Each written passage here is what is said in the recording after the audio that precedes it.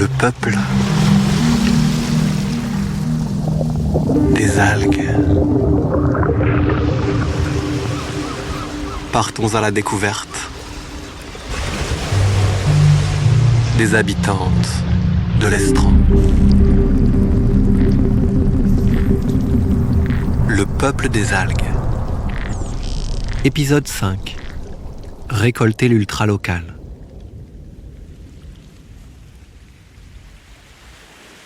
Les macroalgues, algues multicellulaires visibles à l'œil nu, se développent sur des zones très localisées, les bordures littorales présentant un substrat rocheux. Ce substrat est nécessaire pour assurer leur accroche et permettre leur développement.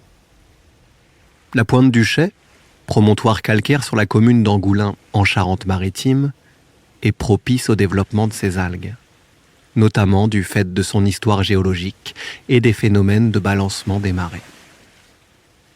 Claire Moulin, récoltante et transformatrice d'algues au fumoir d'Angoulins, a lié son quotidien à ce territoire et plus particulièrement à cette ressource ultra-locale.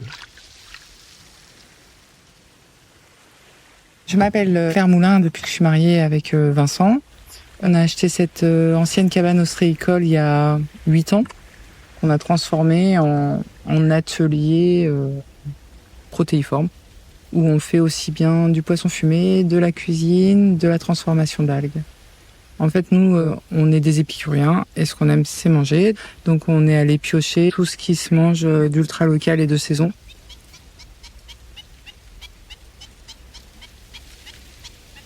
Là, on est à 8 km au sud de La Rochelle. On est à la Pointe du Chet. C'est une zone qui est protégée écologiquement, avec un état écologique bon. C'est une avancée de terre. La roche est calcaire. Il y a une grande falaise. Et au sol, c'est très rocailleux et c'est propice au développement algal. En fait, l'intérêt, c'est d'avoir un substrat qui se découvre pour qu'il y ait des moments où elles sont en tension, stressées pour se développer. Et puis après, elles sont recouvertes d'eau marine où là, du coup, elles se nourrissent. Alors moi, je récolte au Grand Coef de Marée, donc pendant 2-3 jours, tous les 15 jours, de mars à septembre. Nori, laitue de mer, dulce poivrée. Nori, elle est violette, très fine. Elle fait à maturité entre 20 et 30 cm. Et elle ressemble à une petite feuille très fine, violette dans l'eau. Laitue de mer, même style, 30 cm, très fine, avec une feuille qui va tournoyer dans l'eau. Et par contre, elle va être verte fluo, très chlorophylle. Dulce, plus épaisse, pied un peu plus ancré, plus loin sur l'estran. Et voilà, qui va ressembler plus à un mini arbuste. Et après, la dulce poivrée, très petite, de l'ordre de 5-10 cm maximum, avec des petites bulles au bout de chaque branche. Mais c'est tout petit, hein. Très forte en goût. Elle a un goût de truffe. La dulce, elle est très douce. La laitue de mer, elle est très punchy, très astringent. J'aime bien taquiner. Et la nori, champignon noir, un côté sourd.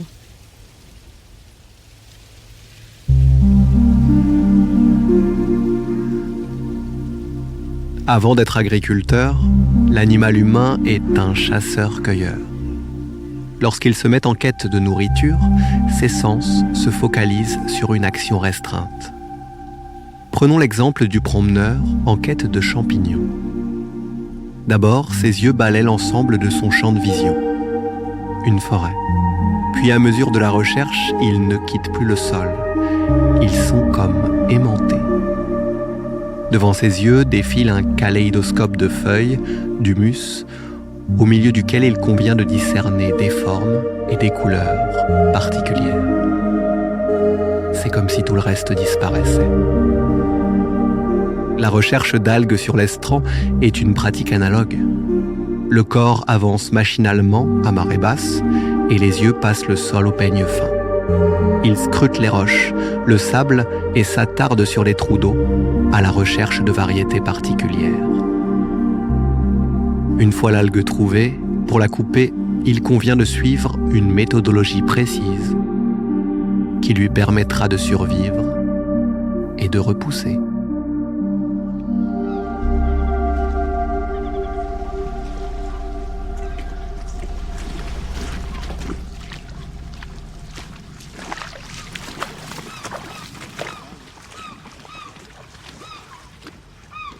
Toutes mes prélèvements, je les fais à la Pointe du Chet.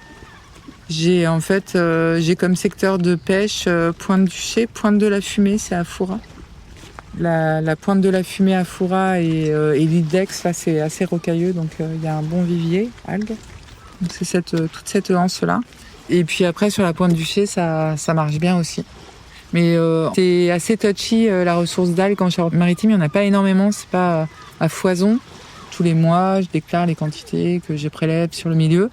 Et c'est là où, du coup, je suis en lien avec le parc marin, c'est que ça sert de données. Je suis source d'informations en même temps pour indiquer quelle variété il y a, la quantité qu'il y a, à quel moment de l'année, etc. Ce qui est hyper important, c'est que tu vas avec des ciseaux et tu laisses le pied. Parce que sinon, c'est comme n'importe quelle plante, si tu arraches le pied, elle est vouée à disparaître. Ça fait partie des règles. Tu coupes le pied et tu prends que quelque chose qui a un pied ancré qui est vivant. En fait, tu récoltes pas d'algues pas vivantes. Parce que sinon, tu sais pas d'où elle vient, tu sais pas quel âge elle a, tu sais pas ce qu'elle a traversé, donc t'y touches pas.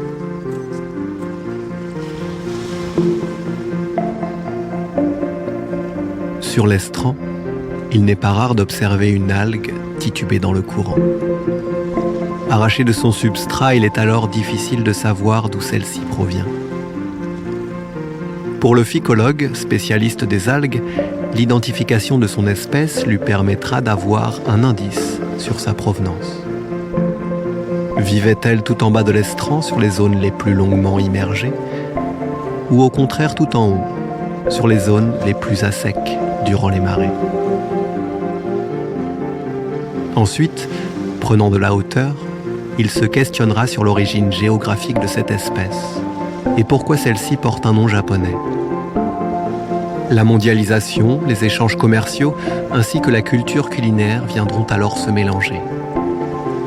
Force est de constater que cette algue dérivant, à qui l'on ne prête pas toujours attention, a conquis la planète et bientôt nos imaginaires.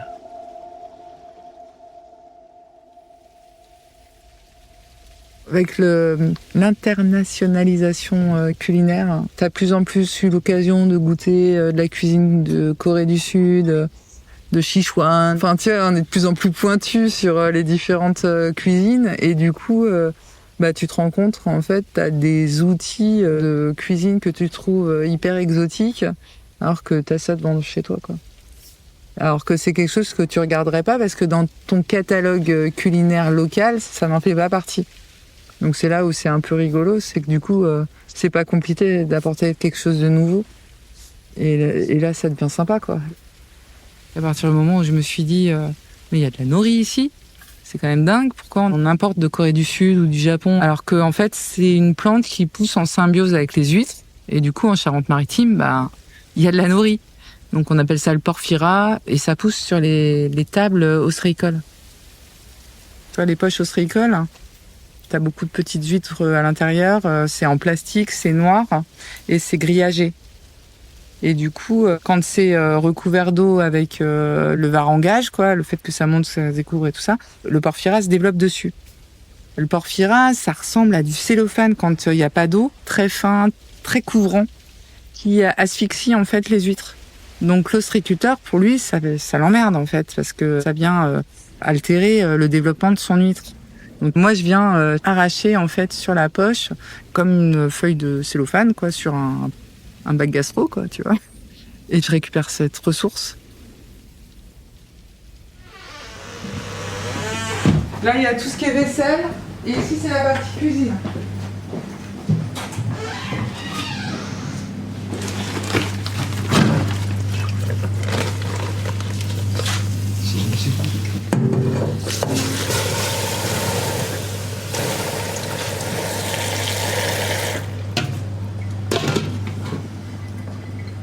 Gustativement, tu vois, nous on goûte la nori quand tu manges des makis, c'est un peu caoutchouteux, c'est plus un contenant que vraiment un outil gustatif, quoi, tu vois. Alors que quand tu la trouves ici, c'est hyper subtil, ça a des saveurs de champignons noirs, c'est marin, c'est joli. Quand je la fais sécher, si tu veux, ça ressemble pas de la même façon à ces feuilles raides qui ont été cueillies il y a 1 an et demi. Il y a 2 aspects, c'est l'impact écologique et culinairement c'est hyper intéressant. Donc on va les mettre sur le plan de travail, on va faire un petit tapis. Au centre, on va mettre une préparation, souvent avec du riz japonais vinaigré, des légumes, carottes, concombres. Pourquoi pas du poisson, mais ça peut rester végé. Et après, on va venir le rouler comme ça en maki. Ça enrobe, mais c'est moins rigide que ce qu'on peut manger chez le japonais avec les feuilles séchées importées. Il y a une découverte de ressources qui est quand même source de superfood, que ce soit en protéines, en oligo-éléments, en vitamines. Et même si on s'en fout de ça, il y a des saveurs qu'on n'a pas ailleurs et qui sont pourtant juste à 300 mètres d'ici.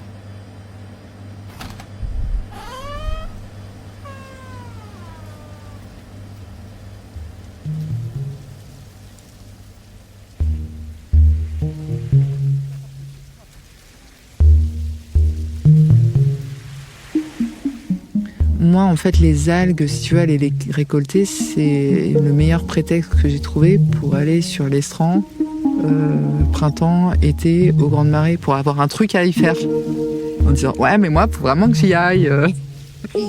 Des fois, je me dis, en fait, c'est un gros prétexte que je me suis montée là pour me retrouver toute seule en environnement ultra naturel et où, non, j'ai besoin de personne et tout ira bien. Et en plus, je fais un truc qui a du sens, genre. Mais en fait, c'est un truc d'égoïste parce que des fois, je me dis, en fait, ma seule impulsion, c'est d'être seule en milieu ultra naturel.